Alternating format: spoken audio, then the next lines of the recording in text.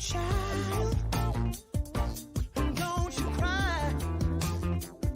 Your folks might understand you by and by.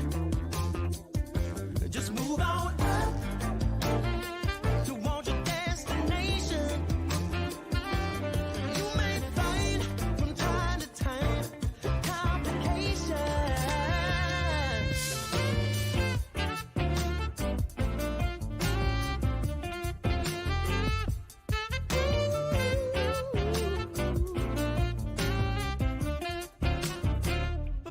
Bite your lip and take a trip.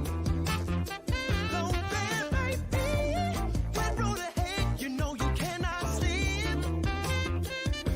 Just move on up. For peace you will find. Into the steeple of beautiful people where there's only one kind.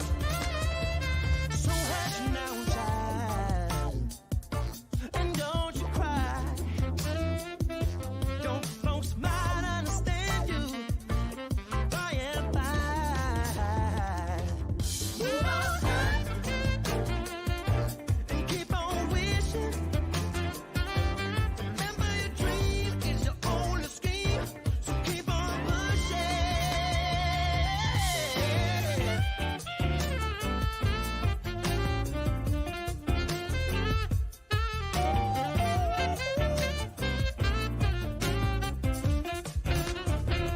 Take nothing less than the second best. And do not obey. You must keep it safe, and you can pass the test. Just move on up to a greater day. Just a little faith, put your mind to it. You can surely do it, do it, do it.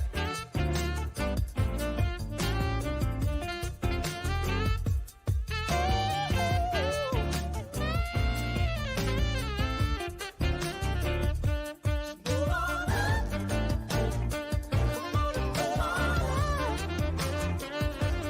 Move on up.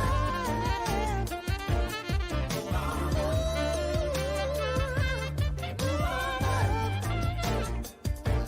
Move on up. Put your mind to it. You can do it. You can do it.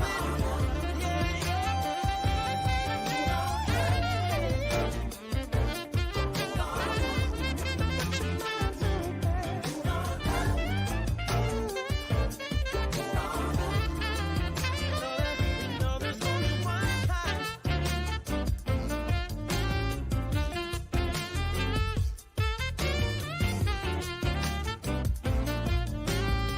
There's only one kind.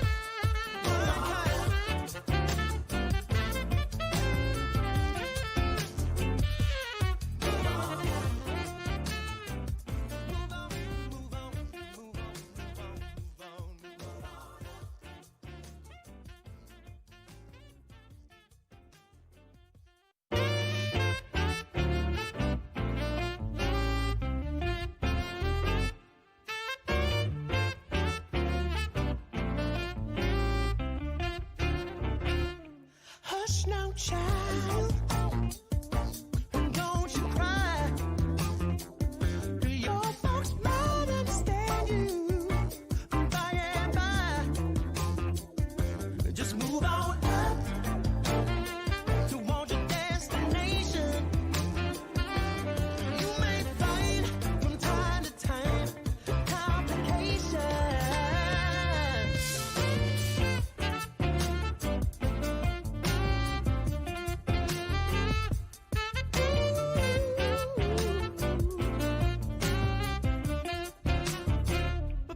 Bite your lip and take a trip.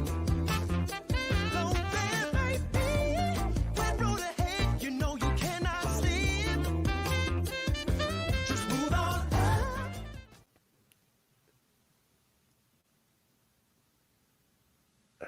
All right. Hi, everybody. Hi, Jody. Hey, what's happening? Hey, hi everybody. Welcome to the first ever episode of the Live from Jody Jazz Joint featuring our first most wonderful guest, Mr. Kirk Whalum. So, hope you guys are doing great. Thank you for so many people who are here right on time with us. So, we're gonna jump in and just say hi to some people. Um, we have Vincent here being the first one in the comments on YouTube. Thank you so much. Lucas, nice to see you. And we have several friends from Brazil. Thank you How so you guys much. doing? Cool. We have Marilyn from San Diego. Thank you so much for being here. Howard and John is asking what track is this? So that was the first track on Kirk's latest album, Humanity, and there was a tune called Move On Up. So hope you guys enjoyed that one while waiting for the show to start. We have Jenna. Thank you so much. Jenna. Yeah, and Hey, Kirk is in the in the comments as well while he's waiting to come on good. the I'm gonna show. get in the comments. Bayu, nice to see you all the way from Indonesia. Let's see, we have Kiwai also from Indonesia. We have Roger from Singapore. Thank you for joining us. For those who are watching in Asia, I know it's really early. And for those of you who have to work in the morning, hopefully this will be a good accompaniment for your morning as well. Vince Uh, Rimbach. Hey, Vince. Hey. hey, all right. We have Destin Miller says, I love all your products. That's so awesome. Yeah, guys, do let us know which part of the world you're watching from. And it's just so nice to, once again have the whole Jody Jazz family here. We had two previous live streams before. But those two were all product launches, two new mouthpieces that Jody has released since COVID, which is quite amazing. Where most people are, taking a break and relaxing. The whole Jody Jazz company has been working so hard to release great products. So, but this is very, very different. So, maybe Jody, you can share more about how this idea came about. Well, I want to say thank you to everybody for being here. It's always very special to me. I always have to thank Daniel because Daniel has been guiding me through this YouTube world, and it's been really fun. Talking to people online and everything through these events. This is really special to me. Talking to the artists, and I've been diving into Kirk Whalum, so to speak, really preparing for this. And what I hope that that you get, what I got out of this is being so inspired. You know how when you hear music that you love, you want to play with it. And then when you play with players that are better than you, you want to be a better player. And when you hang out with Kirk Whalum and when you dive into his music and his life, you want to be a better person. You want to be a better player, of course. But the music is so inspiring. And I think we're going to find that with so many of our artists. Of course, you're going to get the hard work that they put in. But there's another element. They have to have something to say, and they have to have this people thing, because they've all had, we could say, lucky breaks, but they're not lucky. It's because they were prepared and they were the right kind of people that people want to be with. So I just find this as a common thread, but no more so than with Kirk Whalum, who's an amazing individual. So this is, I think, going to be fun. We maybe do it every other week or something. We have, a ton of great artists that have something to say. And so I hope we're all inspired as much as I was. And I think if you're ready, Daniel, we Yeah. can get And on hope with it. I hope you guys are ready to invite our special guest, and let's wait no longer and let's welcome Mr. Kirk Whalum on screen. Hey, hey, hey, what's going on? Yeah. Good to All see you, man. We've got all the parts of the world represented up here. right. Yeah, From easily. Georgia, Singapore. That's awesome. Yeah, it's so crazy. Brazil, I know many fans of Jody Jazz mouthpieces, and for yourself, Kirk, as well, in South America, in Asia, Obrigado. yeah. The Obrigado, only time zone Brasil. that is a bit difficult might be Europe, which is just we in the morning now. So but the good thing about YouTube is they can always rewatch it at their own time Yeah, after. yeah, that's right. Well, we can start by saying arigato gozaimasu. We can say merci beaucoup a tous les Français. Podemos decir gracias todos los que están hablando español. Obrigado, beleza, for the Brasil and everybody in between. I have my Indonesian thank you and all that lined up. So just let me know when you need it. Oh, Thank you nice. so much, Kirk, for joining us. And how has the past few months been for you? So I will be completely frank and say that it's been up and down. That I've had moments where I felt, very, very disturbed and sort of unsettled. And I'm a person who, for as long as I can remember, I've been, walking by faith, as we say, those of us who follow Christ, and yet, you know what, man, still that doesn't change that, our feet are made of clay. We're human beings, and so I have definitely had my days, and that maybe at a certain point in every day. I know, Jody, you could probably say, man, to that there's a certain point in every day where I just go, man, I just don't know what this is going to be. So, but overall, Daniel, I have really been blessed, man. There's some very big plus sides of, if you could call it that, of this pandemic that I can outline later. But it's been something. Yeah. Yeah. Jody can definitely attest to that also, just really, for me included, just going by faith and see what lies ahead. And of course, we still try our best to work on our craft and work hard on everything that we can. But Yeah, you and know, that part there, man, I have never stopped. I've been blessed to have a studio above my garage here, and it's not only a refuge, it's also the place where I get stuff done, and I have not let up. When the pandemic first happened, I was already working on, you know, playing a solo by the great Robbie Coltrane, and the song 26-2, and so that was my first task that I completed first part of the pandemic. And yeah, so I've just been working. I'm working on some scale exercises that I'm writing down for a book, hopefully to come out before I'm very old. And that's what I'm ooh, doing. cool. So that book will be your own book, or you will. Yeah, yeah. Kirk Okay, Whalum, what is it that you do in that room up there, man? And that may be the name of the book. But cool. yeah, that's that's I think that's what for I'm working on. Nice. I think for many people that might be the first time they're hearing that, you're working on a book. So Yeah. definitely something we all can look forward to. Yeah, Yes. for And sure. that's, I bet that's something that not everybody knows, that the cats, that everyone I've known, like James Moody and was practicing all the time, and I'm not surprised at all that you're practicing, because you're devoted to it. And I've just been amazed. Michael Brecker was practicing all the time, uh, and it just, everybody should know that these cats You're are right. cats for a reason.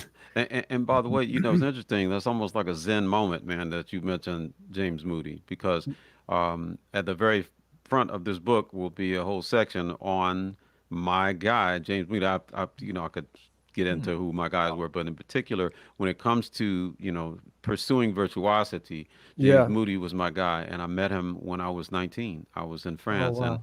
I can tell that whole story of having a lesson with him for 2 hours in his hotel room. But the patterns and scale exercises that I'm outlining right now all came from James Moody. So yeah, That's very heavy. good, man. That's Wow. heavy. Yeah. Well, can we dive into, Kirk, kind of how you got started and stuff.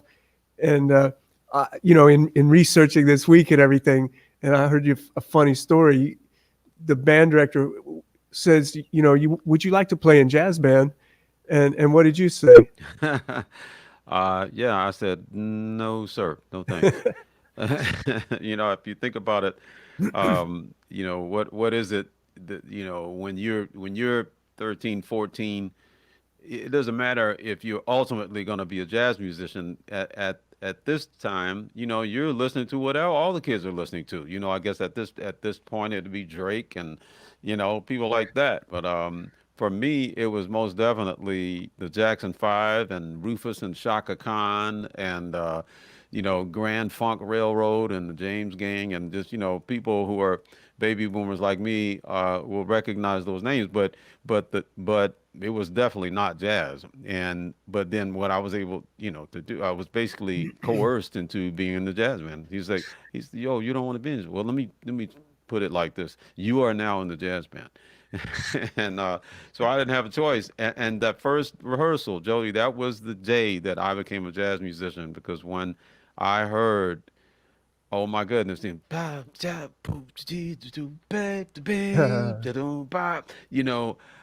was like, oh my God, where has this music been all my life? Do you think the band director said you got to play because he knew of your uncle? Well, that's funny. He did know of my uncle, but I don't know that he made the connection. Because my uncle wasn't living here. He had lived in here is Memphis, by the way, Memphis, Tennessee. But he had lived in St. Louis for almost all of his adult life. When he died, he was 89, and that was, by the way, Christmas last year. I know. I'm sorry about that. Yeah, thanks, man. But yeah, he was that guy, man. But he moved to St. Louis when he was like 19, so he basically lived there his life. But you heard him early on when you had just been playing.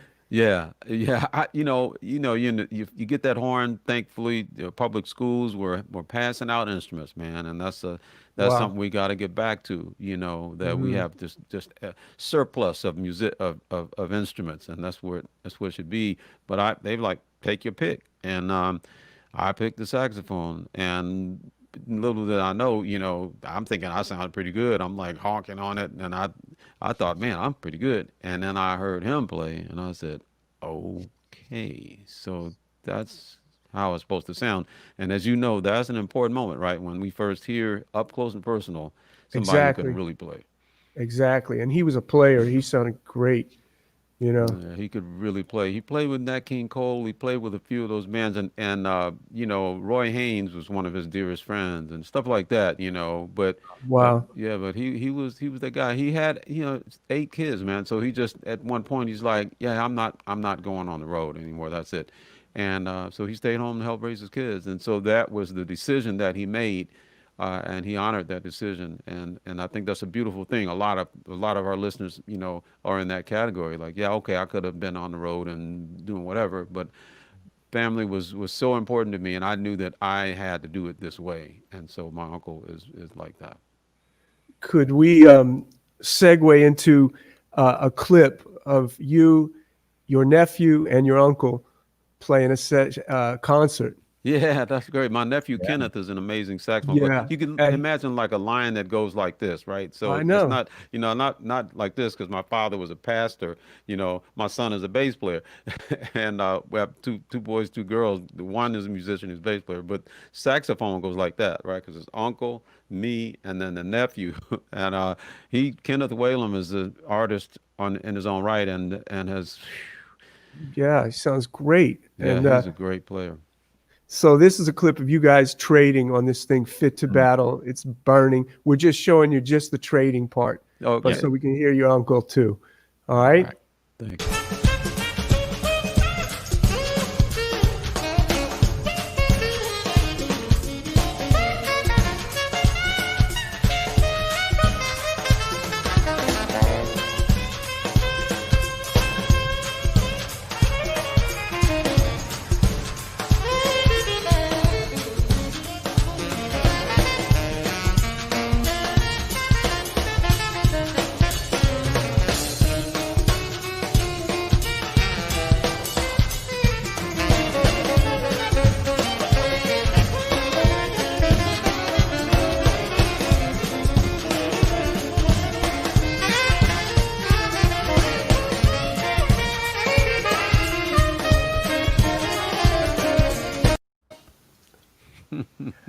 Yeah, man. Swinging, babe. I'm dancing on that. That's And beautiful. that drummer is Sean McCurley. I got to give him some love because that New Orleans. Not everybody can do that second line, man. You Yeah, know. Mm. Woo. that was Wow. great. So, Thanks, man. Yeah, so it's incredible, and I remember early on YouTube, I think the video is still there. I think you did a video, a duet with your uncle, just acoustically. I think you on soprano, him on alto. Oh, man, I must have watched that video so many times, and I know you've had him on your albums as well. Yeah, And and by the way, that was "There Will Never Be Another You." I remember doing that. We were sitting in the club. He was playing it, but yeah, I produced an album on him, introducing Hugh Peanuts Whalum, Hugh. He was 5'3", so that was where the name Peanuts came from. yeah, man. and he sings so beautifully. So I remember Mm. this tune called on your Romance Language album. Oh yeah, Album, what's that title off my head? Yeah, I mean he sang it so beautifully, and really. yeah. He made his living as a singer, Daniel. Oh. He at a certain point, just trying to make a living in a town like St. Louis, which is a music town, but it's just relatively small town, Mm. city, and compared to New York or Chicago. And so he ended up doing the piano bar thing, just singing and playing Uh, piano. And he basically taught himself to play piano, and that's what he did the rest of his Wow. life. He would play tenor, on a few tunes, and then he would Mm. go and play, saxophone at somebody's, bar mitzvah or whatever. But he was a singer, man, and he was very much influenced by Nat King Cole and Johnny Mathis, and yeah, it's just beautiful, that butter, velvet voice, man.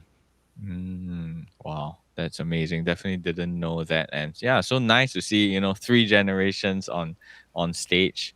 That was really really beautiful, and so glad for friends who are still joining us. Coming into the stream right now. If you guys are here on Facebook, you can click the link above and join the YouTube chat. And at the same time, don't forget to subscribe to the Jody Jazz YouTube channel. Tons of videos there, more than 200 videos, and many more videos to come. And if you guys came in to the stream late, you can always rewatch it on YouTube later as well. So thank you for our friends all over the world for joining in. I see Roxy from Philippines here. We're definitely well represented.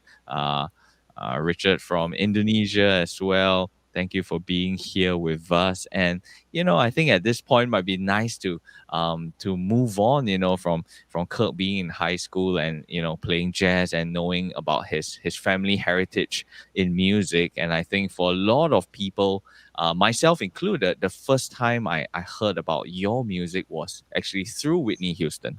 Hmm. And of course, the solo on "I Always Love You" is just probably the most iconic solos ever, and one of the first few solos I learned for sure. So maybe Kirk, how did you start playing with Whitney Houston? Well, I had moved to LA from Houston, originally from Memphis, but went to college at HBCU in Houston, historically black college called Texas Southern, which was where Ronnie Laws and Hubert Laws and Wilton Felder and Joe Sample, all those people went to that wow. college. Yeah. And so many other great musicians. But I ended up, at that point, just, kind of becoming a part of the Houston scene. And wait a minute, hold on a second. I need to make sure I go back to the question you asked me. I'll, I'll, I'll be on another page. What were you asking me again? About how you joined Whitney Houston's band. Yeah, so Mhm. then moved to LA and thought, man, I'll be out here playing with Tina Turner impersonators for the next 3 years, and it was very depressing at first, and I think that's important for people to know, that I was a Mm, big fish in a little pond in the Houston jazz scene, along with some awesome musicians, namely my primary mentor Arnett Cobb.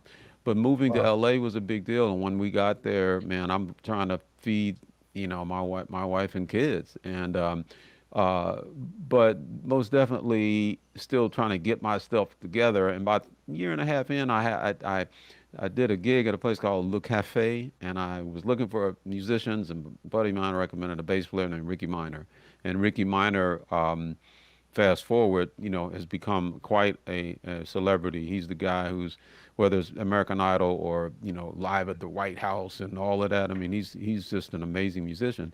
He was my bass player on this gig, and I just met him that night. And the next day he called me. He said, "Man, I didn't want to say this, that night, but I was actually kind of listening to you too, because I just got a new gig. I was playing bass for Whitney Houston. Now I'm her MD."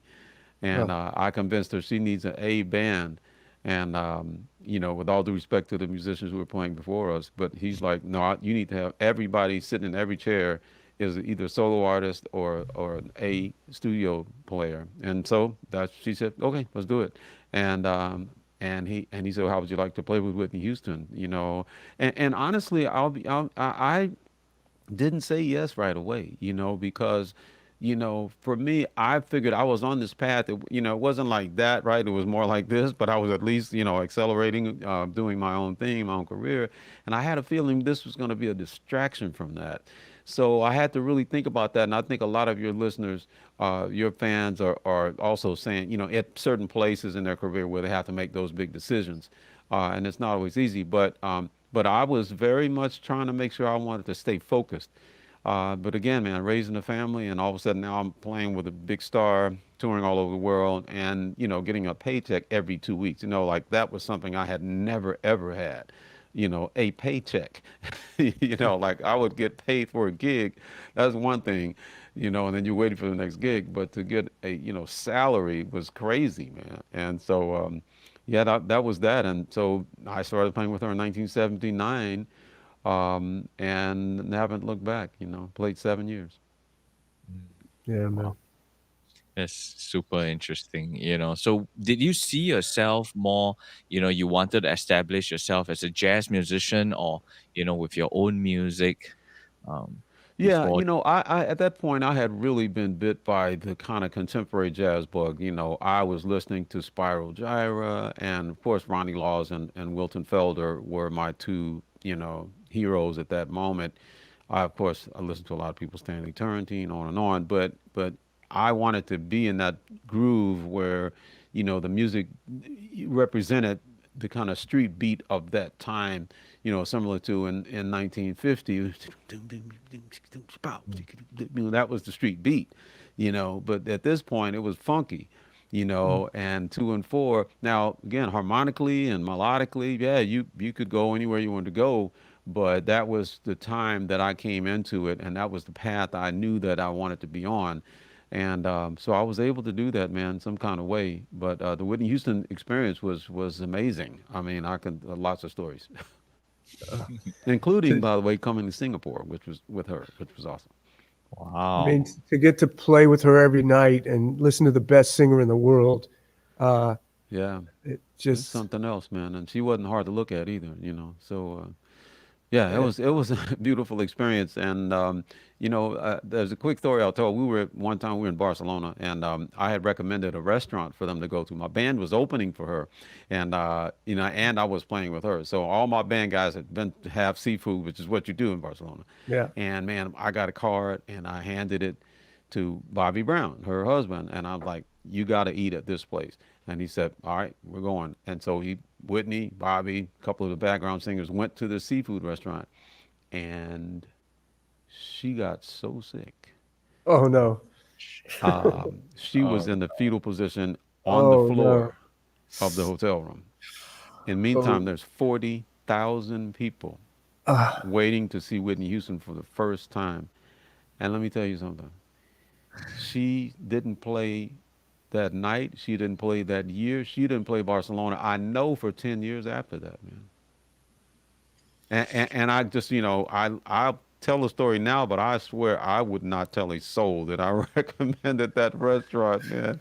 I thought I oh, was man. doing a good thing. We didn't get sick, but I Mm. guess they must have had, clams or mussels or something that, that wasn't right. And, oh, Yeah. Wow. man. you So just, you just grimaced. You go, oh, God. it 40, wasn't Siete Puertas, was it? no, I'm not saying. Okay, But good, good. imagine, how much money went down the tube with that. Oh, because scalpers sell on tickets for $1,000. So, Oh, woo, road experiences. well. So I wanted to mention, I didn't want to forget, you play the JodyJazz HR Star I do. 8, and we're going to give one away. Nice. So there's going to be a contest we'll tell you about, and they can choose whatever tip opening they want or whatever. But I just want to remind everybody about that. And, getting to hang out with you, this is one of these thrills of my life, and you played the 2019 jam at NAMM with us, and hearing you in that sound check with no mic, and man, the sound is so amazing. Would you mind maybe playing a little bit and talk just about what you think about sound? Yeah, I'm happy to play a little bit. I have a saxophone right here, and you may recognize that mouthpiece.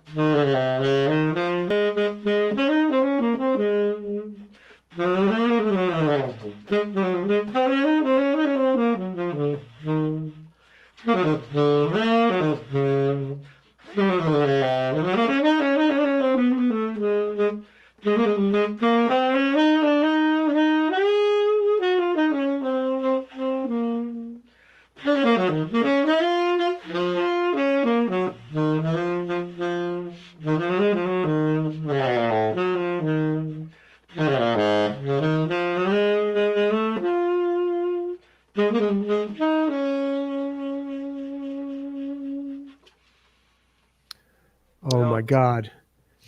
That is so beautiful. I don't know how that sounds if my reed is actually wet. But yeah, that's cool. But Thanks, man. and that's so warm on that mouthpiece, which that mouthpiece is like what I call kind of medium in the range of, Yeah. like it can go each way. So just so people could hear, could you hit it hard and like when you're playing a more bright thing, Oh yeah. Absolutely. and then say how you do that? Yeah, right?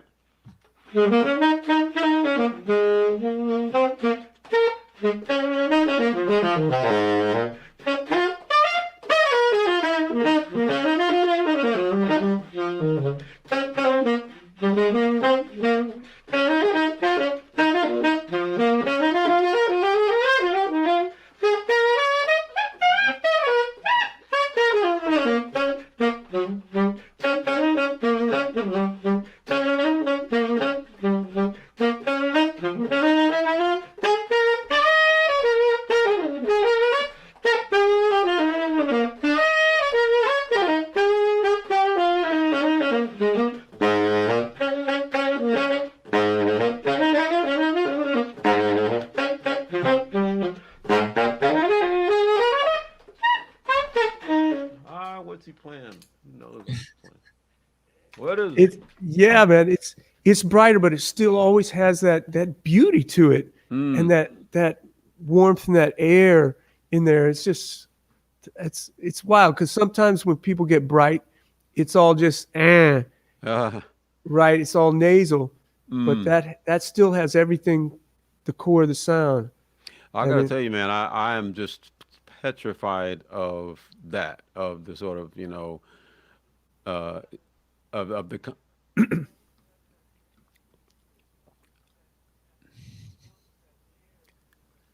yeah, thank you, man. Thank you. Yeah, well, that's what I'm always hoping for, is to keep, the soul of that sound.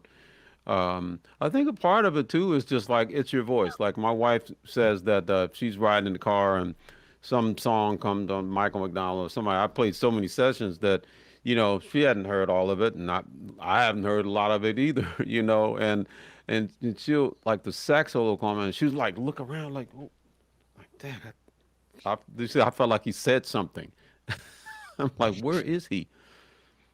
I think you like maybe one of the most vocal players of all times. You always singing, and that's that's another part of what touched me so deeply, especially diving deep this week in hearing you and hearing some of your trading with Whitney and even hearing her do some scat and stuff and you're singing, man, and that's it's amazing. Well, I had an experience, and thank you for that, Jody. I had an experience when I was in college and I got a chance to meet the great Arnett Cobb. And again, I'm from Memphis, man. I know Hank Crawford, right? But as far as like knowing the jazz greats, I didn't know any of them. And I'm, 17, 18 now, because I'm going to college 4 blocks from the great Arnett Cobb. And he would come and talk to us at the school. And so I just fell in love with him, and he became my guy. And at one point I said, can I play something for you? He said, yeah, go ahead, play something. So I get my horn, man, I'm playing all the hot licks I know, and I'm just doing my thing. And he's like, okay, all right, that's enough. That's okay, put it down. Put that down. And he said, so yeah, you're playing a bunch of notes, but so far you haven't said a damn thing. And I was like, my head was spinning around. I didn't know what to say. My feelings were hurt. I was confused. I was like, what is he talking about? I can't talk and play at the same time. And I had been practicing all this stuff I was playing, but he was trying, I think later, of course, the older I got, I began to understand, like, no, man, you have to be saying something. Your life has to mean something, and that has to come through your horn. So it's about character. It's about conviction. Those things, those big words that are not musical words, but they translate into something. We call it music, but it could be a painting, it could be something else, but it's a connection that you're making with the listener. You happen to have a saxophone, but that doesn't matter. That's irrelevant. I remember talking to Mike Brecker about that, and I was going on about, man, please show me something. Every time I would see him, I would make him show me something, so I could be working on something. But he said, man, I gotta tell you, I love the way you sound, man. I just love the way you sing through the horn. And so it was so affirming for me, Jody, to hear him say that, because I'm like, man, who am I? And for him to say that, I knew that I felt like I had to acknowledge that I too have a gift, and that I need to really protect that and really continue to work on it and try to share it with people. Kirk, did you come at a certain age where you felt more like secure in that? I know when I got to 40, I was like, okay, I don't care anymore what anybody thinks. Somehow I got something at 40 that I didn't have before. Did you? Yeah, I don't know when that would have been. I mean, for me, it was fortunately early, because I got a chance to workshop, Kirk Whalum songs and arrangements and stuff, and my playing with my own band starting at age, 25, 24. And again, living in Houston, which was a jazz town, which a lot of people don't know, and during a time in the early 80s when it was, oil boom money in Texas. And so what that means, it translates into every sector. So now there's jazz clubs and rock clubs and discos, and everything was hopping, and you could work all the time. So for me, it was during that period that I got to be in front of audiences and really try things out and learn how to play with an ensemble, and where to improvise and where not to, and just those types of things. It's really important to do that with other people. So that sounds like it's almost been with you from the very beginnings of your career, where you had that identity and of like, I'm going to say what I say, and I'm not going to worry about any. Yeah, I will give my parents, man, some love right here. My mother was a postal executive. She's retired, and my stepdad is an amazing person. They live in Kansas City. My dad, who passed on, was a pastor, and the personality and the confidence that I saw in the two of them, independence, and again, growing up black in this country, it's not something that you understand unless you experience it. But for me, I was privileged to grow up in that kind of home where I was affirmed and reinforced, in my own individuality and sort of, potential. Go out there and do something great. And so that's what I tried to do, man. Yeah, man. Hey, I want to talk about Humanité because it's an amazing record. But just before we get to that, could we go to this clip that I heard? Because I didn't know that you circular breathe. And I saw this thing and it was so effective because you're a cat. Some cats who circular breathe, they're going to gimmick it all night or something, but you never do that. And Man, yeah, it's I always say it's proceed with caution. Show me how to circular breathe. I'm like, I'm not gonna do it because, it's just one of those. It's like not everybody should own a firearm. Yeah. Put it like that. And yeah, so it can be so gimmicky and it can be obnoxious. But I think, repetition is a powerful tool when used Yeah. correctly. And so with repetition, you can get into this you can work up into this thing like Coltrane, and you saw some of the greats, Charles Lloyd, and they would get to this thing where it's just like they levitate. Pharoah Sanders, and circular breathing is definitely important in that context. Yeah. Hey, Daniel, could you play that clip?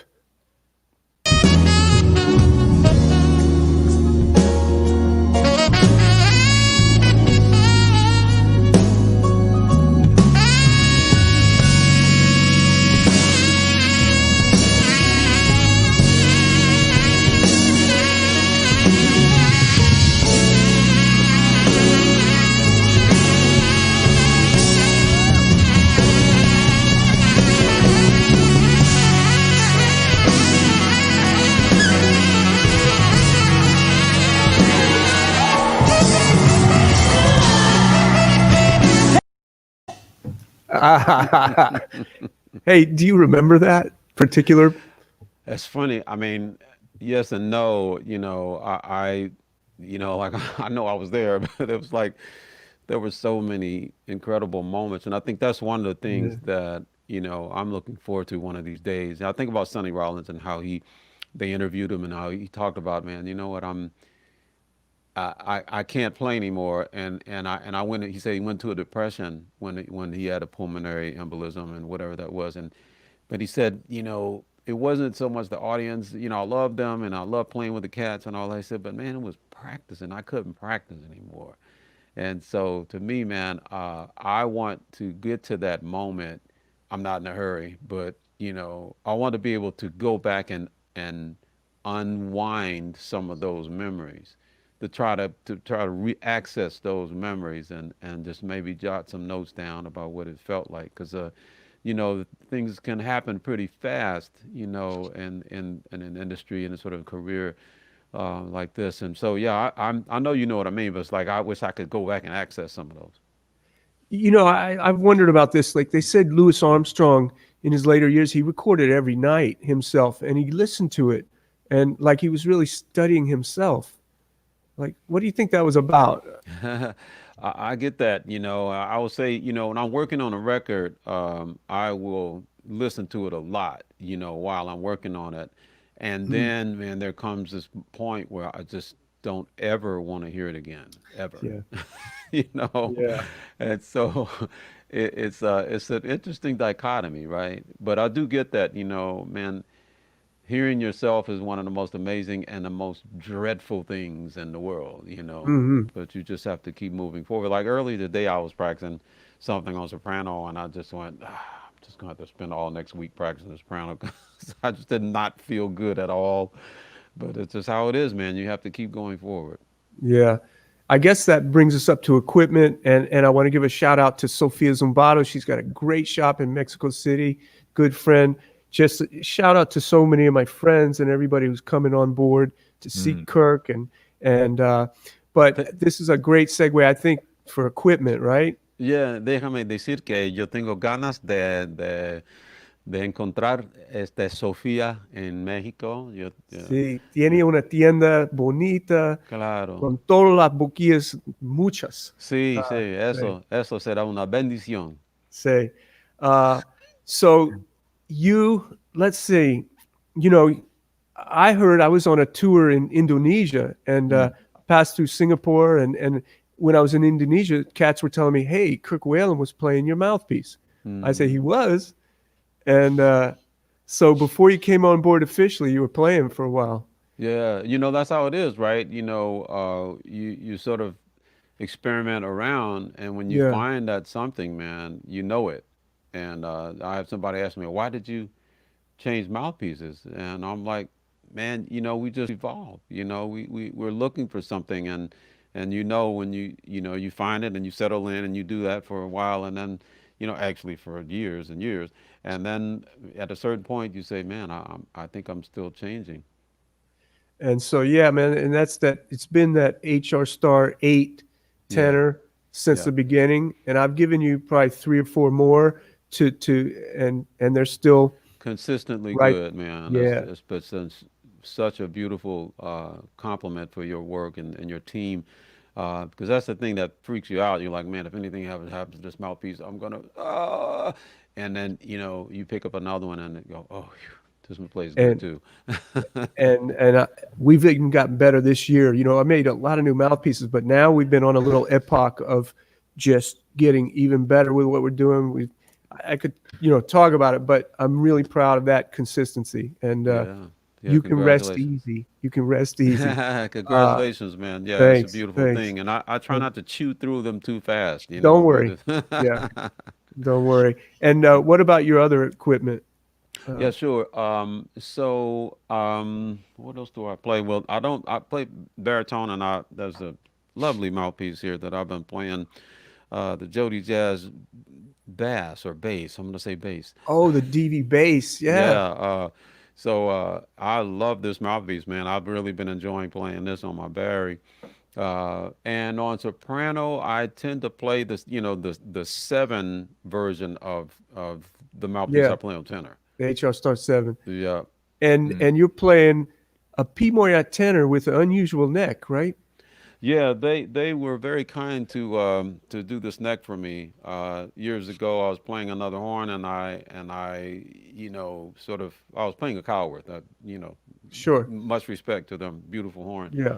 And I was playing with Whitney Houston on Saturday Night Live, and I'm just playing along. I'm your baby tonight. Boosh, broken neck on Whoa. live TV, Wow. and I'm panicking. I'm like still dancing, and so one of the tenor players on the show, man, I mean, like would switch, and I was able to finish the performance, but. Yeah, that panicked me, and I said I never want that to happen again. And I don't know if it has much to do with the manufacturer. It's just me who's bearing down too hard on it. And by the way, the tenor, just the way tenors are made, I think there should be this one seems to be a lot more stable, but just the physics of a tenor is not nearly as solid as an alto in that area, That right? neck. Yeah. It's yeah. And so, yeah, but man, I asked P. Marriott folks to whip me up a neck like that with that brace on it, and they did it, and Can we silver see that? plate. Yeah, sure. Um, they did a lovely job on it. Uh, let's see here. Can you see Oh, that? sure. There Yeah. it is. Yeah, and I really did. I was able to kind of make some requests, and of course the silver plating. And man, I really love it. It's really And fun. often when you put more mass on something in a good way, it can actually beef up the body. Did you feel a difference in the sound? I did, man. That's what's crazy is I don't understand the physics of it, but I just say, do I like it? Yes. Do you like it a lot? Yes. Okay, then we move on. Yeah. And what reeds are you playing? So I'm playing the Dario Jazz Select 4 and Yeah. For and soft or for for medium? for medium. That's where you get some of that uh like I say that beautiful for lack of a better word, some air Yeah. on top of the core. Yeah.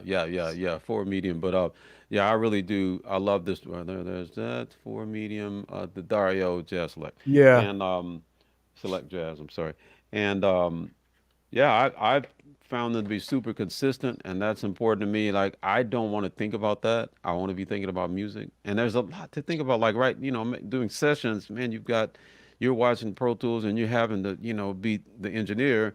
And so you just don't have time to be thinking about, oh, is this, spend 45 minutes on trying to get the reed and the mouthpiece and everything to play right. So gratefully, I can, that part is cool and I can move Yeah. on, and be frustrated with Logic or Pro Tools. Now, a lot of players are playing. If they were playing that mouthpiece, they'd be playing a 3 medium. They'd be playing 3 soft, even a 2H. But for me, what that gives you, that harder read, it gives it what we're talking about. Because when the sound starts to thin out, is with that soft read, especially when you hit hard. Right. And, Right. And that's all the more reason that I still, like you, Jody, I still play long tones every day I practice. And I just start out with long tones. And today, recently I've been working more in upper register. Like I never practiced so much on altissimo. Once you figure out the fingerings and then you know how to get it, access it, then, you kind of move on because it's frankly, uh, it's obnoxious, to practice altissimo. So what I'll do is I'll put these on and practice my altissimo, but I'm trying to go, from up to bottom, and really sort of keeping the low, because my whole thing is making sure that low register is solid, and so supporting, the diaphragm to support that low register. But I'm always practicing long tones, and that's important because the muscles that you're going to build up, those are the muscles that you could use later if you decide I'm going to go with a slightly harder read.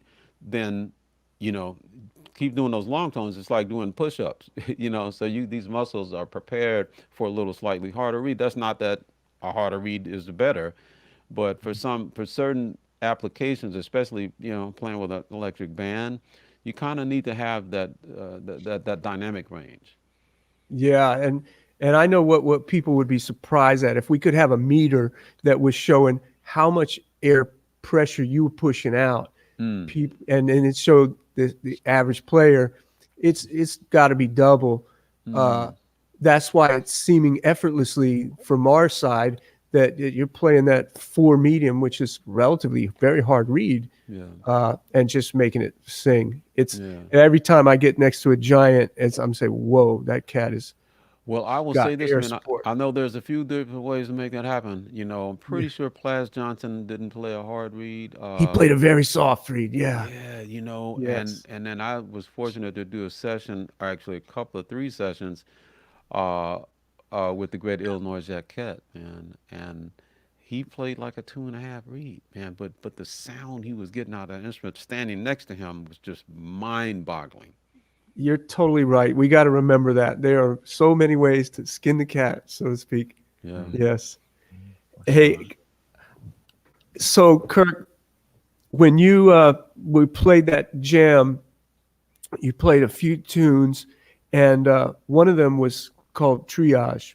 And if you'd explain that and the way you played on that, I mean, because that it's a serious tune, and I'll let you explain it, but it just brings up like the artists. What responsibility do we have as artists to talk about what's going on in the world, and could you just talk about that a little bit? Sure. Yeah. So jazz has always been that music that was unafraid to speak to existential crisis and just to speak to culture as it is, not sort of. I mean, yeah, what a beautiful world. I'm grateful that Satchmo recorded songs like that because he helps us to aspire to what the world can be like and to identify the beauty that already exists.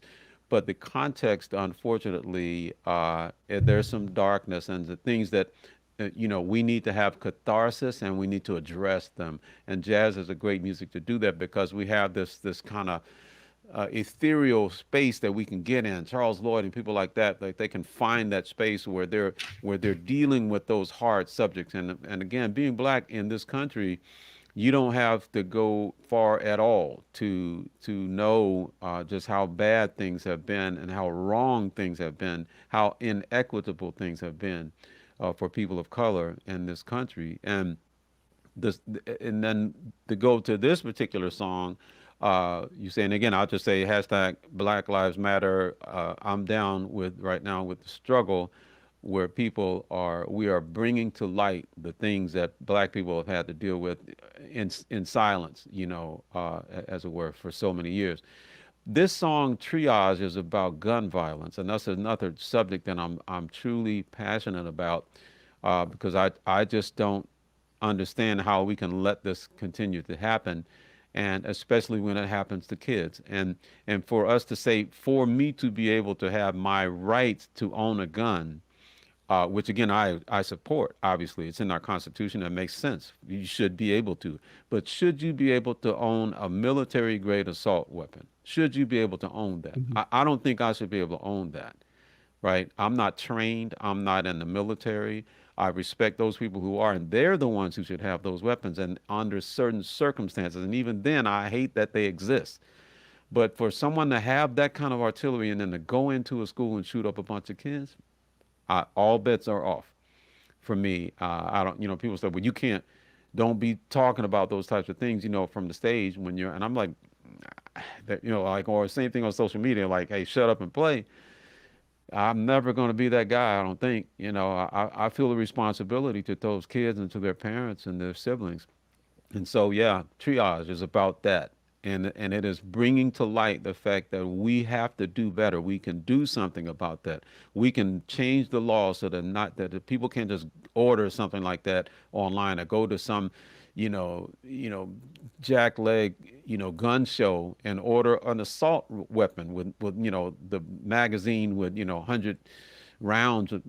We can't let that continue to happen. They went in and they shot up those kids, man, and I just, it changed my life forever. And that song, is it allows us to enter that space, where we're grieving, along with these parents, man, and we're screaming, we're crying out, in this music. And the drummer, I mean, Marcus Finney, man, I should mention my band in a minute, but Marcus Finney is just, he's just, he's, playing that cymbal, and all of the anger, and the indignation, the righteous indignation of it all comes to you in that moment, and you just kind of lose yourself in that moment to try to express the heart of empathy for someone who lost their child, to someone who just thought, man, this is cool to have this weapon. And then at a certain point, maybe you have a mental something going on, emotional, and all of a sudden you go in and you start shooting up kids.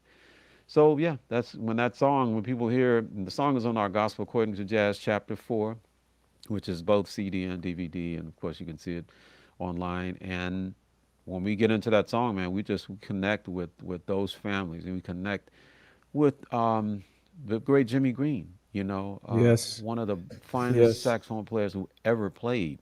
Yes. His daughter was shot and killed. I mean, she was 8, 7, It's And so to me, man, I'm like, no, I don't. When they say shut up and play, that's not gonna happen. and I appreciate it so much that you did that, and at that kind of venue, which was, just kind of party atmosphere and all that, and but that you brought it, and I know you touched people, and it tore me up and blew me away, and because you were playing such anguish and such, and people wouldn't expect, oh, Kirk Whalum is going to just go there like that. Yeah. And it's courageous, but thank you for doing Brother, it. thank you so much for inviting me to that party, and allowing me to go there. And I think, again, it's not, you don't want to stay there. You don't want to constantly Yeah, be yeah, dwelling on themes like that. But jazz has always been that music, man. I'm not nearly the first. Nina Simone, man, just on and on about, yes, yes, on people who are oppressed, and then just issues that need to be dealt with. And, then we go back and we play some pretty, or we sure. funk out and we dance, and so it's just sort of what's what life is about. Yeah, yeah. Music is life. So thank you. Hey, Daniel, what should we do next? We're gonna have Daniel play and sing a little bit. Daniel can play. He's got a beautiful sound. He plays the same mouthpiece you do. Dude, Yeah, man, it works Daniel's amazingly.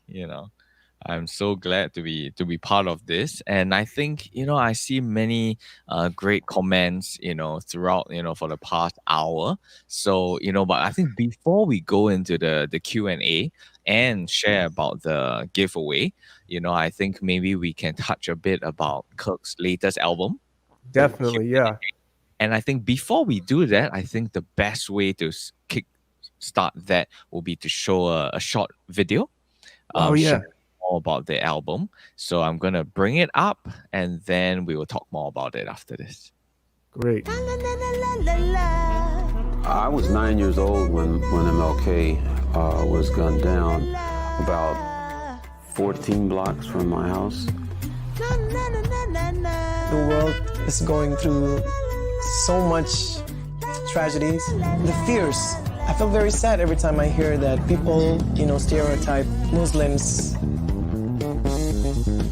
I grew up at a very early age witnessing my dad beating the living hell out of my mum. She faced the hardest times you can imagine. Don't know how many there are, but there are so many more than the heart can bear. Eyes fall back to tears. I was born in a family of 8 and raised up in Korogocho slums.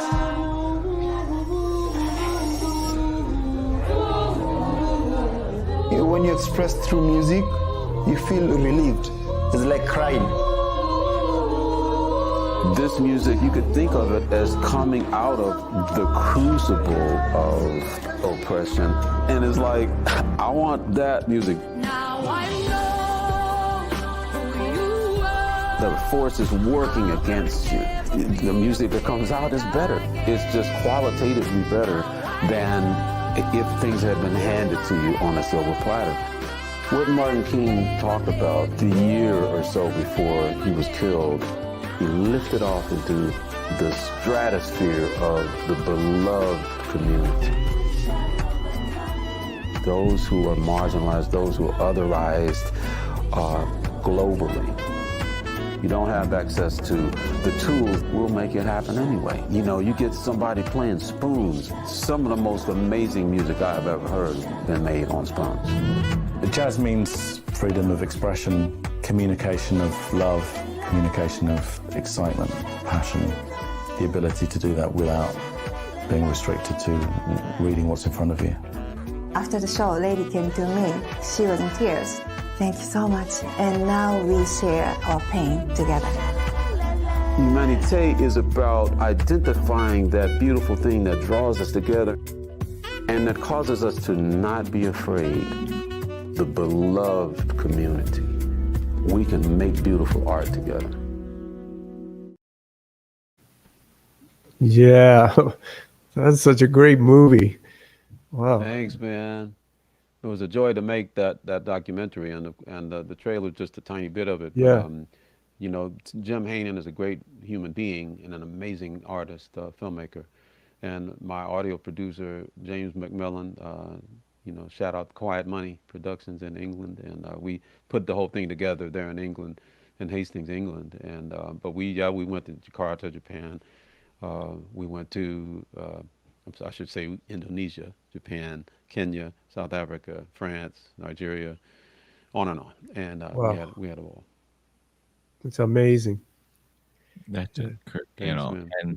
and I think one thing I realized when listening to this album is, there's no real genre in that sense. It's neither contemporary jazz nor, straight ahead. And, so when you were conceptualizing this album, did you have a sound you knew you wanted to bring out? Well, one of the things that you'll hear on this record is the fidelity to my sound, like who I am through that instrument. And James McMillan is a great producer in that sense. Like he has his thumb on the pulse of what's going on in pop, global pop music, I should call it. And I would say world music, but it's not so much, but elements of those worlds. And so I wanted to make sure that every time I was in and playing, that it sounded like me, that it all sounded like the same, no crazy effects or any of that type of thing. Always using the same microphone, and as well that we wanted to try to stretch a little bit into a lower demographic. Like I met some incredible ladies from okay, so from Thailand and from China, you know, great saxophone players. And it's funny how so many female saxophone players in the East and in Yeah. that part of the world. And I was so inspired by them, Southeast Asia, right? And so I wanted to make sure to put out a record that kind of honored where they were, like the type of music they listened to, you know, if they're listening to Drake or Katy Perry or whomever.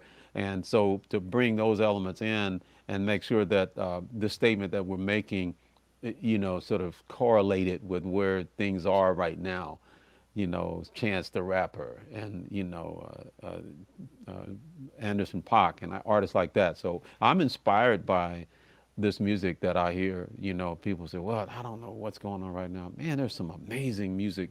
You just got to really be quiet and listen. And so that's what I was hoping to accomplish. And that record is completely of today. It is just, I love the record. Like, it's one of these things sometimes I want to blow along with you. I want to play, but I want to put it on when I'm cooking. And it can serve so many moods for me. Yeah, man, thank you for that, Jody. Yeah. It's funny how you made me think just then about one of the songs called Wildflower. It was a little bit of that in the clip. And you know, it's that song is so old, it was recorded in the 70s, but today it really speaks to the sex trafficking and human trafficking.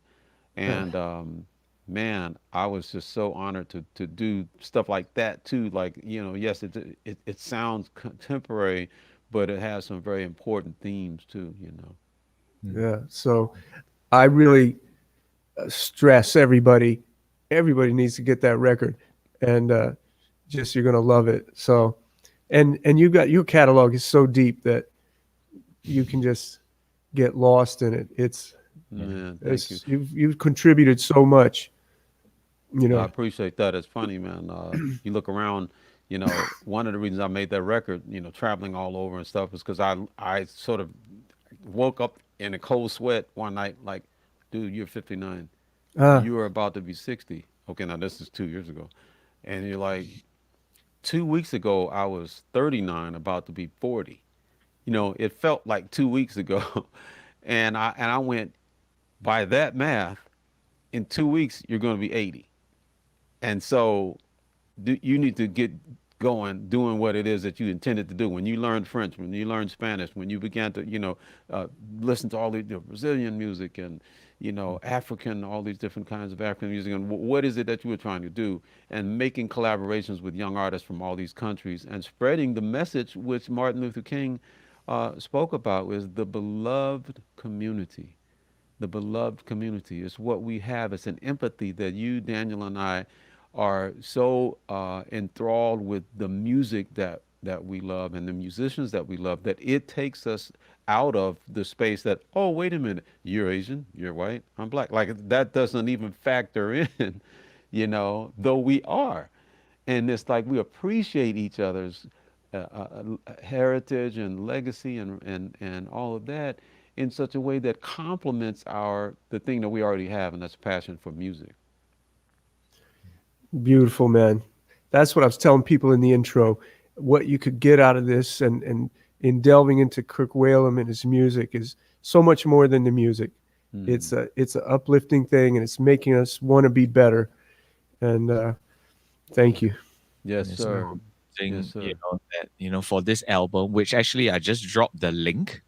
So in both the YouTube and Facebook comments, you'll find the link where you can purchase, you can watch, listen to Kirk's latest album. So do check it out. I think you'll really, really appreciate it. And, you know, it's so amazing that, you know, I think this album doesn't really follow many rules. You know, firstly, it has like 14 songs, which not many people would release, you know, that many. And then you have a tune with 2 bass players, 2 featured basses, which is pretty incredible. So, and yeah, I think you had another tune as well with an Indonesian singer, and you know, it spans the whole globe, really. You know, I think you definitely covered almost every continent on that. Well, we have a desire to turn this into a TV show, Daniel. Wow. That we get to, basically do like, um, what was his name? I'm just right now, I'm not thinking of it, but the great chef who passed away, who traveled all Oh, the, Anthony Bourdain. Anthony Bourdain, man. Yeah. I was such a fan of his, and plus I'm a foodie. But the idea of food brings people together, Mhm. and so does music. And so we thought, man, wouldn't it be awesome that we had that kind of show where I go to Singapore and Daniel shows me around, and we talk about the musical roots of that part of the world and the influences that have made other people's lives so much better, and talk about that, and have some food in Singapore. It's like that's pretty much where we were going with that concept. So we're working on that. That's something I'm truly hoping that'll come to pass. It's going to happen. It's going to be a great show. I know it. It's Wow. going to That- happen. Thank you, brother. Yeah. I definitely have the food ready for you. The last time actually, Adam Hawley was here in Singapore. We did a show together, and I brought him to eat 25 different food items in one day. So See, that's the thing about meals. Southeast Asia and Eastern culture in general, that America is severely limited. If it weren't for international food that you can get here, Yeah. we're just so limited what it is that we offer on the food. I mean, we have some good things. Memphis, hey, barbecue, best in the world. But man, when I go to Southeast Asia, when I go to Japan, when I go, China, it's like in China they have that table just continue to turn around. There's always something. They bring something and new. I was like, there's 25 things on this table, and they're all Totally. so unique. And yeah. So we definitely hope that that series would happen. That would be really, really incredible. And I think now would be a good time to probably take some questions. I Yeah. think and for those who have been asking some questions earlier on, I think it would be best to resend the questions here now, Right. because chat was going a bit crazy, and we really appreciate all of you from around the world. And if you are on Facebook, join us on the YouTube chat, subscribe to the channel as well. And I think we'll look out for some questions that we can ask anyone. And could be about music, mouthpieces. I think it's definitely, I mean, Kirk is definitely a lot more than the mouthpiece. So it's a great mouthpiece for sure, but I'm so glad we got to dive in, so much Yeah, more. man. Do you want to just mention the giveaway before while people put up their questions? Sure, sounds good. I'm gonna drop in the giveaway link now. Cool.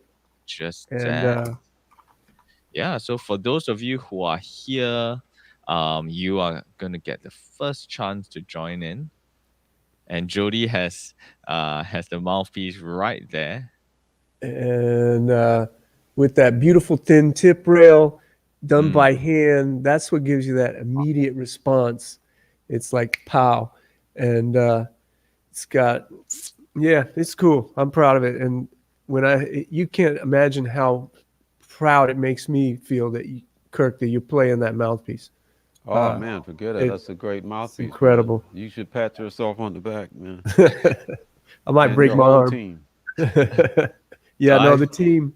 The team is great here. I'm so proud of the team. Yeah. Wow. Yeah, we all know, man, that anything you do that's that good, man, it's not one person, man. It's a whole bunch of people. No. For sure. Yeah, I've dropped the competition giveaway link. So we have giving away one HR Star tenor mouthpiece in any tip opening of your choice. So you will notice there are many ways to gain entries by liking and subscribing to the YouTube channels, Facebook, Instagram of JodyJazz. And if you go and save the whole album of Humanity on Spotify, that gets you extra entries as well. So there'll be a good chance to not only listen to amazing album, but you get more chances to win the mouthpiece as well as refer many of your friends. And the competition will last for a week. So do join in and hope you guys will have fun with it. And at the same time, I'm going to drop in the link if you would like to purchase the mouthpiece right now. We understand that there are, maybe some dealers all around the world that may not be opened yet or, fully functioning. So if you guys want to order directly from the JodyJazz website, that is fine as well. But of course, always still best to visit your local dealer, try out the mouthpiece for yourself. And if you happen to order a mouthpiece and you win the giveaway, Jody will gladly refund you the money. So don't be afraid to purchase the mouthpiece first. I'm gonna drop the link right now, and and hopefully you guys will enjoy this wonderful mouthpiece. And below the $200 price point is just quite unheard of in this day and age now. So we really appreciate Jody for I'm sure you could charge a lot more and still sell many of these wonderful pieces. Yes. This is kind of an artificial point, trying not to get over 200, to keep it in the schools, actually, to be able to have high school, even middle school, and players have a really good mouthpiece. And, we have more expensive mouthpieces, but this series it's like I say, it's kind of artificially suppressed. We don't have as good a profit margin on it, but it's, I think it's probably one of the best bargains in the business. And by the way, man, that's one of the reasons, Jody, that I was attracted to. Once I figured that I really like the sound of it, I said, how much is it? Because that's the other part of it that was important to me. That if it was too expensive, I wasn't going to play it, because I feel like young musicians are already struggling. You don't have any money. And I used to play a mouthpiece. In fact, when you played that clip with my uncle and my nephew, I was playing another mouthpiece. I'm hip to that, yeah. Yeah, but that mouthpiece was so expensive that I just always hated telling people. I said, well, how much does it cost? And I would just hold my head down. So it's really nice, man, that this HR8 is not an expensive mouth. It's just a very good mouthpiece. Yeah. And I wanted to mention to people about the fact that you play an 8 and they want to try an 8. And if they practice enough, if they practice 8 hours a week, let's say, or something, they could probably deal with an 8. But what I always recommend is try several tip openings. If you're playing a 6-star now, try the 6-star and the 7-star and the 8 or something. Try several tip openings, because even many players are playing a mouthpiece that they had for years, and they just happen to get the tip opening that was in the store. Doesn't mean it's the best one for them. Everybody has a sweet spot. And if you can try several, that's the best way, Yeah, for sure. And I think I'm gonna jump into this question that is quite related, since Kirk mentioned it. Melinda is asking, metal versus hard rubber mouthpieces. How did you, what was your process in making that choice? Because I know you played metal mouthpieces for probably a good 20 plus years. So why did you just HR? Yeah, that's an interesting thing. Again, I'm of the three of us, I'm the one who knows least about the physics of mouthpieces. I just don't know. It's just that when I'm playing it, normally metal mouthpieces are going to be a little brighter, but or cut, a harder, sharper edge is what I call it. But I was looking to have a rounder sound and to really kind of connect with the greats. Again, Arnett Cobb, Ben Webster, Coleman Hawkins, to connect with those people and people like Plas Johnson. But again, and I don't know what a lot of them play, but the sound that I heard, I felt like that was more of a hard rubber, sound. And so I just started playing through some hard rubber mouthpieces, and I was surprised that how few of them play great. And so when I finally settled on this HR8, I was very happy that it still gave, because I was worried. I'm like, I still need to be able to cut through, but I was able to accomplish both things. Yeah. Thank you. And who was that? Melinda that asked that? And in that same token, because when we heard you on that clip of doing the circular breathing, we heard the brightness of that particular mouthpiece.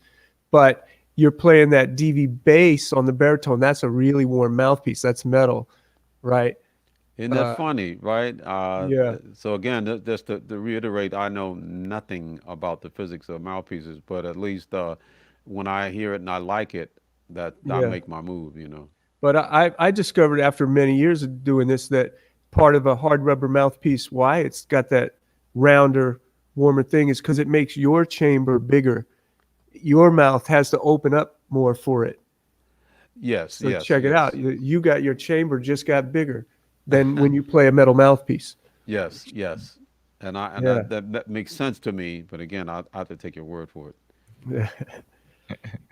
We have a question here from Will. He says, Kirk, how did you meet Bob James? Or maybe start working with Bob James? I opened a concert for Bob James in Houston years ago in 1984. And according to him, you know, my band, the audience peaked while my band was on stage before he ever got out there. And he's like, okay, I'm never going to let that happen again. What's the best way to do that? And he said, you know, to hire that guy. And so that's how I started playing with him back in Houston, man. He was just in town playing concert and I opened the show. But man, you know, got a lot of miles covered with that guy. Not to mention he produced my first 3 records, and we did a CD that was re-released recently called "Joined at the Hip," and you know, that was a consummation kind of a project for me to do a duet record with my mentor. So yeah, I love that guy, man. And then of course I played with Foreplay for a while when the great Chuck Lowe passed away. Actually, when he was really sick, I started playing with the band and toured with them extensively, and I love those guys as well. Cool. Thank you so much for sharing that. And I think there was a question about long tones, and this is from Pete. He asked, how do you practice your long tones? Yes. Maybe I'll show you. Do we have time to do that? Oh, yeah. It'd Okay, be so great. I start in the middle of the horn. It's always important to start there because the sound that you want to replicate throughout the horn is the sound on middle B. Let me see if I can get my neck back straight here.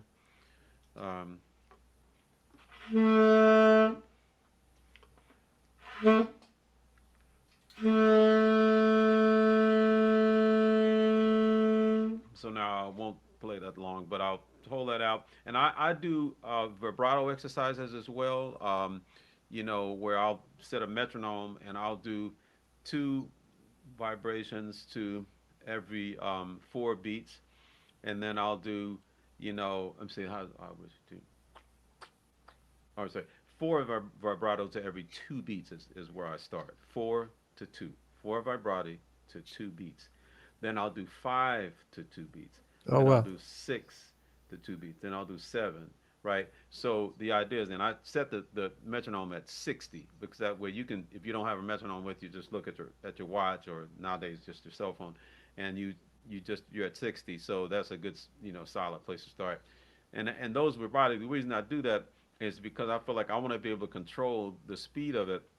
I don't want to think about that while I'm playing, but I do want to, you know, in my practice, I try to make sure that I'm controlling it and I'm listening to it and that it's even and that, again, so the sound is going like that up to pitch. You know, it's not jagged and it's not going over pitch because a lot of times, you know, then you're out of tune.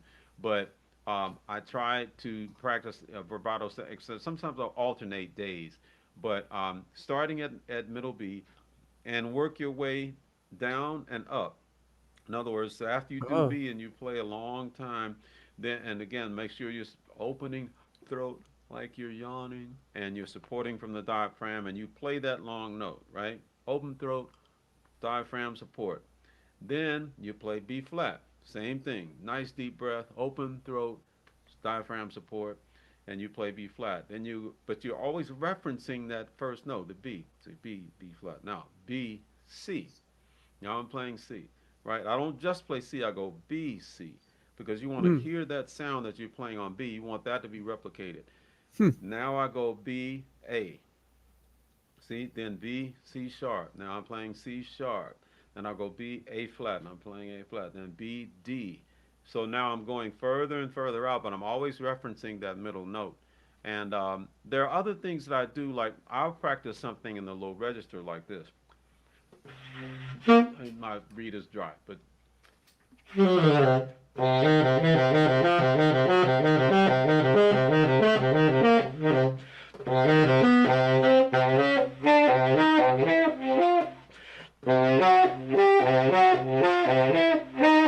I've been talking for the last 2 hours. My horn is dry.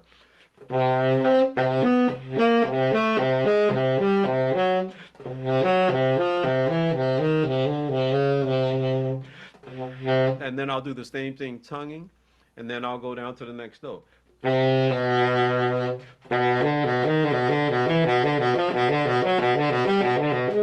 Etc. So I'm making sure that I'm supporting that low tone, but referencing these other notes at the same time. So there are different things that you can add to your long tone regime, like do maybe these things every other day, right? And it also keeps it from being too boring. You know, the nerds rule. You know, like it's nerdy. It's a nerdy thing to play an instrument really well. You know, it's just that at the end of the day, it's as simple as that. But you can do things to keep it from being too monotonous. You know, but it's just we call paying dues. Yes, sir. Cool. Thank you so much for that. And Kirk, maybe I can ask you, how do you split your time between, the tenor, the soprano, the flute? Is it an equal split or mostly still It's tenor? not equal. I play tenor, more than anything, but I do practice soprano probably every 2 days. I really dig in a little bit, and I do a lot of stuff, classical etudes, Bozza etudes, Cargill layer etudes, Flight of the Bumblebee. I do a lot of that stuff on soprano.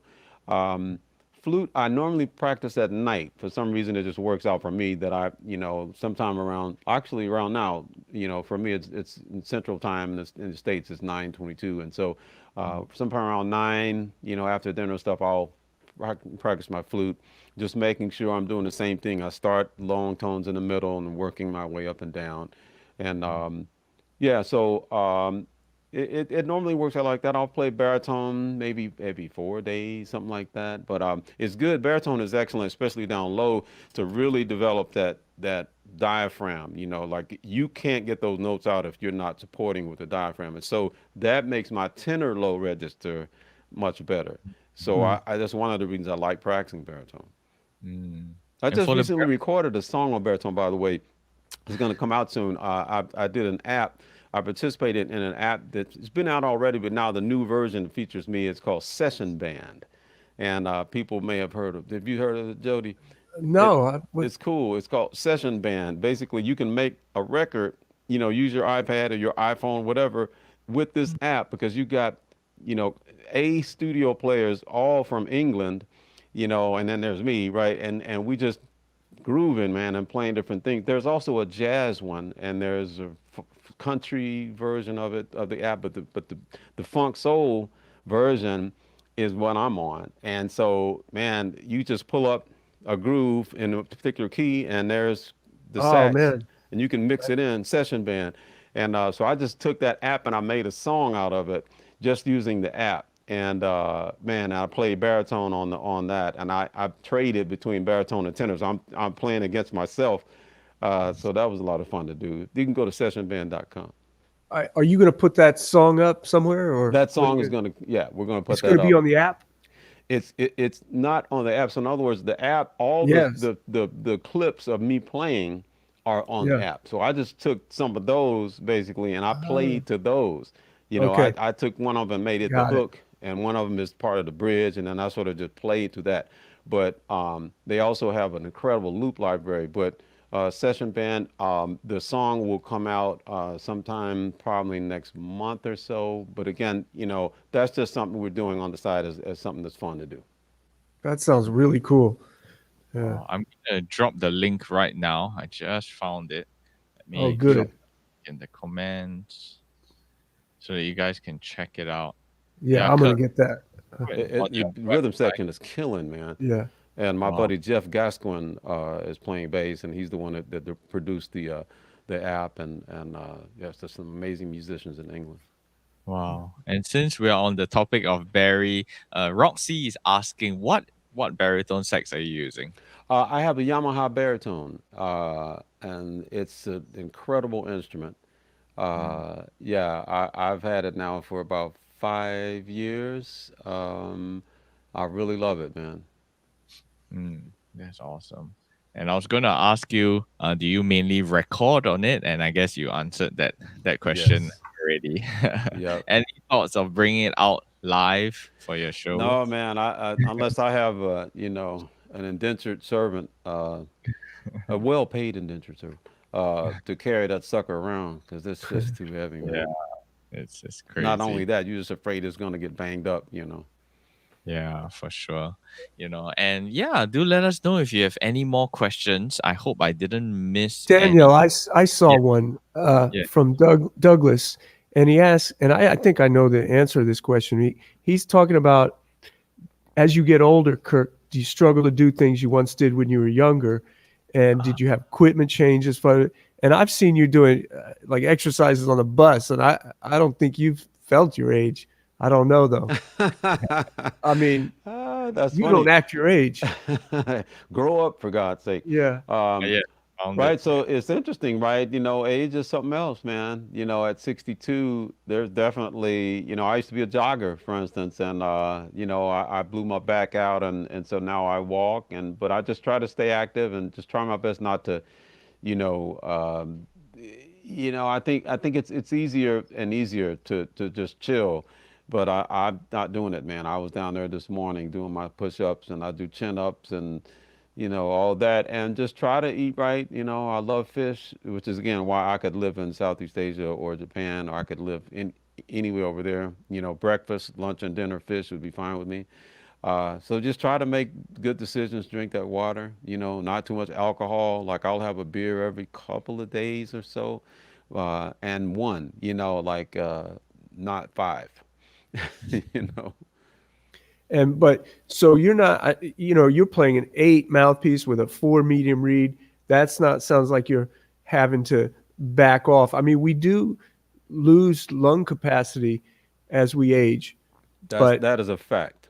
Yeah. That's a fact. Yeah. And I feel that a little bit, I'll say, as much as I hate to admit it, that circular breathing comes in handy sometimes the older you get. But I try my best to, diaphragm support and do it, the traditional way. I think it's your regimen that is keeping you, at tip-top shape of practice and health. That Douglas, I don't think from what I say, he's not feeling it.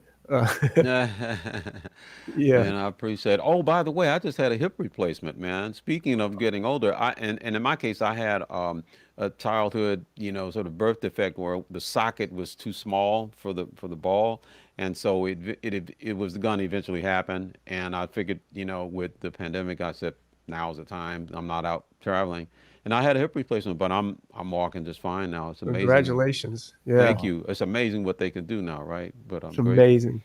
Wow. Yeah. It's crazy. Yeah, that's great. And I think we have Vince. Vince is asking, what was it like to work with El Jarreau? Oh man, what an incredible musician. I'm grateful just to say that I know him, I knew him. And to, when you're working with artists like that, there's something supernatural more so than usual. Music is supernatural anyway, but there's something going on that is hard to put your finger on. My buddy Chris Walker was his musical director for years and years, and Chris will tell you, man, that there wasn't a single night, man, in all those hundreds of nights where he wasn't dazzled by being on stage with El Jarreau. And I'm just so privileged, man, to be able to say that I knew him. Wow, incredible. Thanks for the question, Vince. Vince is my roommate from Berkeley. Nice. Vince plays great tenor. Yeah. Woo. That's really awesome. And yes, let me see if there are any other questions. Yes, I think we're definitely coming towards the end of the show. So, let us know if you have any final questions for Kirk before he goes on to practice his flute tonight. Right.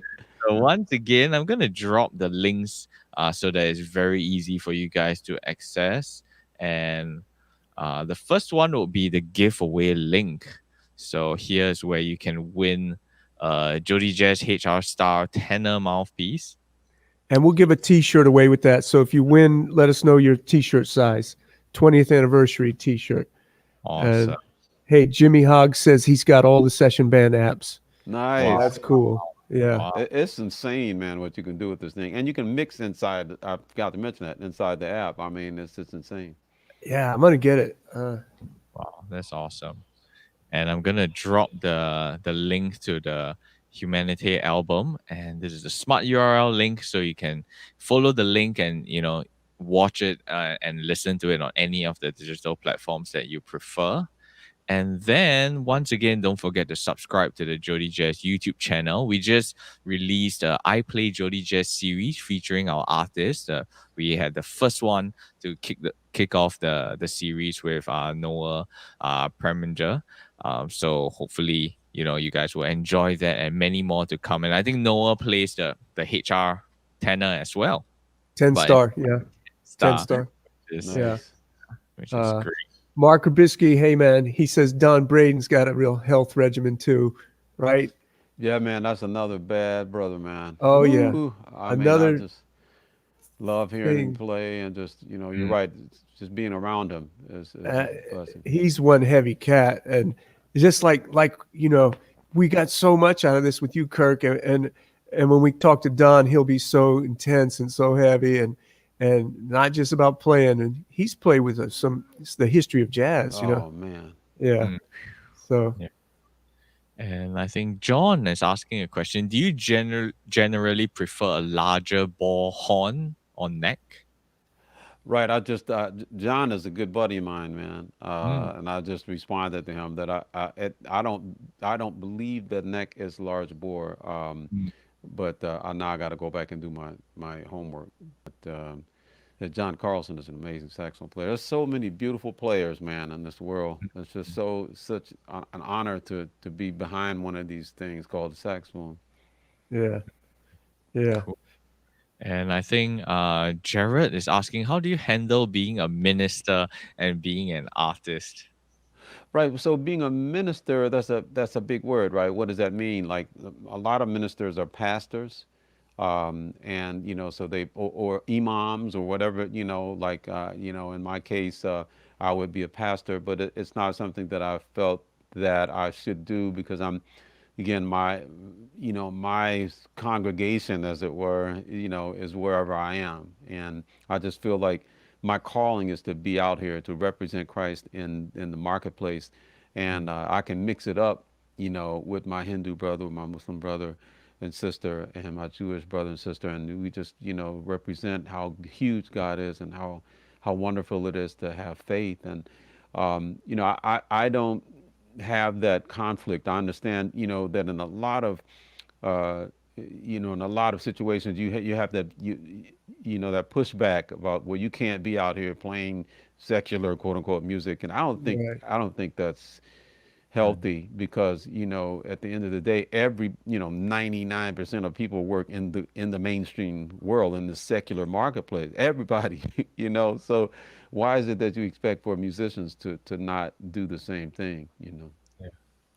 Thank you. Yeah, so much. I've met some musicians in the church that are so great, and I say, "Hey, man, will you come out and play a gig with me?" And then, no, we don't do that. Yeah, I'm yeah, like, and I respect it, man, but I don't agree with it. I think that the best place for us to go, for us to be, if we're to represent the light of the world, is not to be in there with the lighthouse, like to go out and where there's some shadow, and shine that light. Yeah. And I think Kirk, for one, you're definitely not someone who would shy away from even ministering on stage. I remember many videos of you playing songs like I'll Be There, even I'll Always Love You, and to take that chance to share about your personal beliefs, and maybe not everyone might feel or think the same way, but you definitely, I mean, you can be playing a festival, and you find the secular songs to weave it in. And I remember from your gospel according to jazz, George Duke playing Because You Loved Me, and because I think Diane Warren wrote it for her father, and just putting that into a context to share your belief, I think that's something that I really respect a lot, because I don't think I would necessarily Feel comfortable doing that. Yeah, but something that you have been doing, I guess, your whole career.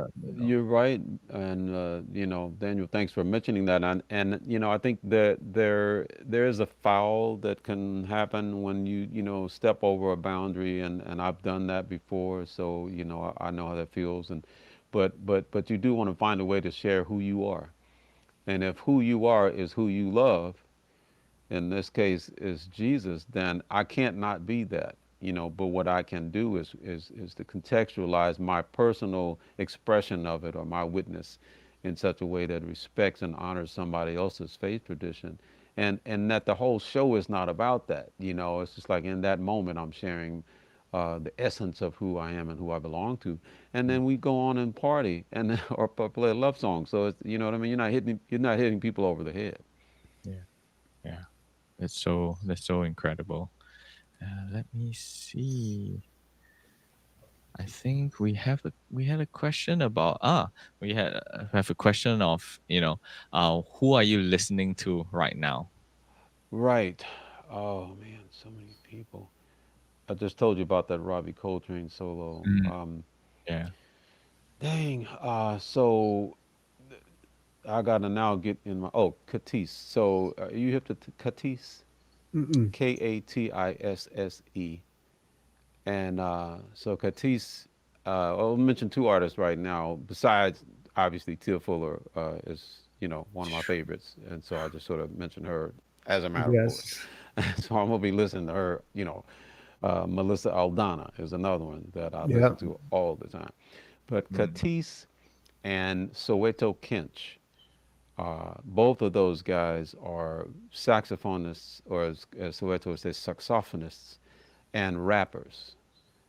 And they are incredible at both, Katisse and Soweto Kinch. And I truly believe that they are the future of this music. They represent the street sensibility of 2021 that, Dizzy Gillespie represented in 1940. It's the same thing as black music out in the marketplace, out in the streets, in the parties, in the little juke joints. It's black music that embraced everybody. And, people like Dave Brubeck, and, who then took it and he went on his own, in his own direction, but he never lost sight of his love and respect for black music that he wanted to play. And so Katisse happens to be white. Soweto Kinch is black. He's British, and they represent what this music sounds like in a modern context. Huh. Cool, man. We'll check that out. Yeah, I've dropped both links to both these players, their websites in. I'll definitely check them out. I always think I'm quite up to date with who is playing out there, but definitely never heard of these two players. So thank you so much for sharing that, and hopefully the rest of you watching will enjoy the music from these two Yeah. artists. And you Well, will not regret it. Trust me. Yeah. And Katisse, by the way, is also an amazing flutist. Nice job with those links, Daniel. You Got rock, it, baby. right? Yeah. All So right. thank you so much, and I think we're definitely coming down to the end of the this session. Thank you, Kirk, for being the first ever guest on Live from Jody's Jazz Joint. And do you have any last words to share with those who are watching here? To just show my respect to Jody Espina, brother, you've been such a force for good in Thank you. this industry, and just the way that you embrace people, and the way that you represent your products. You're not out there hawking stuff. You're like, I think this would help you, and I'm not going to overprice them. And so there's a way to do business where you're providing something, not only of value, but something that's real, and something that people can really benefit from. And so you should do well. As they say, you can do well and do good at the same time. Yeah. And that's what you do, man. So much love Thank to you. Thank you so much. And Kirk, I can't express how special this was to thank you for everything you're doing for the world, and Thank you so much. Yes, sir. Bless you. Namaste. I appreciate you. Yeah. Daniel, thanks, man. No Daniel, problem. And great we're job as always. Flawless job, Daniel. so much. Yeah. And Singapore is definitely waiting for both of you. for Man, food. just to get this pandemic out of the way and make some music. Yeah, we'll be over there, Daniel. Hey, I'm gonna do a live stream on at 3 p.m. Central, 4 p.m. Eastern on the 6th, on September 6th, 4 p.m. Eastern. We'll do a live stream concert with my band from right here in Memphis. Wow. Oh, Wow. where we find it? Just go to Kirk Whalum. You know, it'll be Okay. it'll be on Facebook Live. Great. Okay. So Excellent. don't We'll forget be there. to follow Yeah. Kirk's Instagram, Facebook. That's going to be the best way to keep in touch. And also, don't forget to follow the Jody Jazz pages at the meantime. And thank you so much for everyone right. around the world. And we're definitely Yeah. looking forward to the next episode. We'll see who to invite the next, and it's gonna be amazing as well. So thank you everyone. And have Thank a you, good everyone. Take Yeah. care. God bless. Okay. Bye. Dios Bye. les bendiga.